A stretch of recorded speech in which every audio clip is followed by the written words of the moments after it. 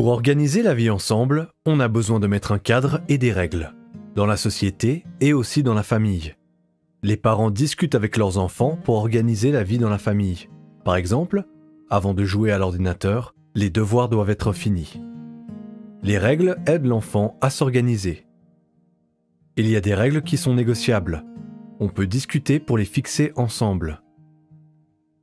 Parfois, c'est bien de les modifier, de faire des exceptions.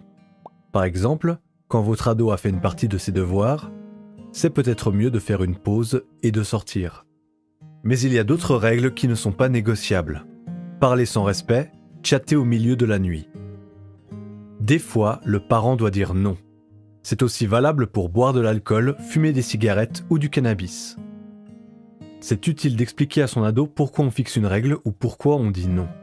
C'est pour sa sécurité, pour son bien-être. Pour certaines règles, c'est utile de clarifier que ce n'est pas le parent qui décide ainsi, mais c'est la loi ou des règlements, pour protéger les jeunes, leur santé. Quand les ados grandissent, ils aiment se retrouver avec leurs amis. Ils aiment sortir. Là aussi, le parent va discuter avec son ado pour rappeler les règles et en fixer. Par exemple, à quelle heure rentrer, comment et avec qui. Chacun peut donner clairement son avis et expliquer ses arguments. Un compromis est peut-être possible. À la fin, c'est le parent qui tranche. Le parent rappelle aussi les règles sur les consommations.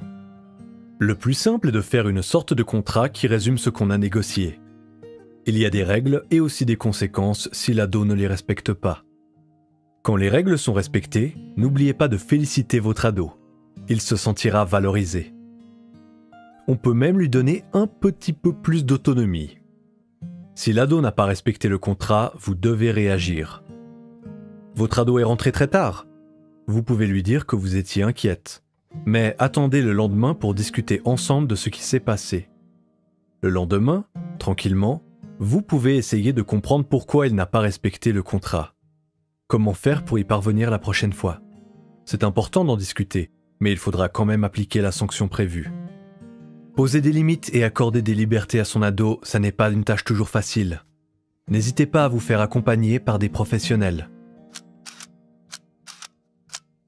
C'est comme ça qu'on grandit toutes et tous un petit peu. Plus d'informations et des adresses sur monado.ch.